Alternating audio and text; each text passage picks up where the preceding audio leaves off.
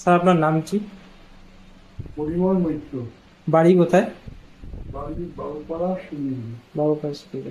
আচ্ছা স্যার, আপনার কানে তো এখন হিয়ারিং এর পড়ানো রয়েছে, ঠিক আছে? এখন আপনি কিরকম শুনতে পাচ্ছেন? এখন আমার তো সামনের পথে কথা বললে মানুষের অসুবিধা হয় না। আচ্ছা আচ্ছা, পেছন থেকে অসুবিধা হয়। পেছন দিকে বা দূরে চলে গেলে অসুবিধা। আচ্ছা, এখন স্যার হিয়ারিং এরটা পরে কিরকম লাগছে? এখন তো বুঝতে পারছি না, যেরকম আছি ভালো, মানে এমনি আমার কথাগুলো তো সব পরিষ্কার আছে? হ্যাঁ। আচ্ছা।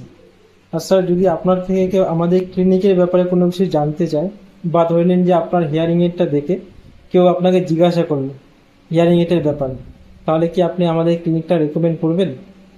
হ্যাঁ, নিশ্চিন্ত। আর স্যার, এখানে সবার ব্যবহার আপনার কিরকম লেগেছে? মোটামুটি ভালো, সবাই ভালো, সবাই আছে।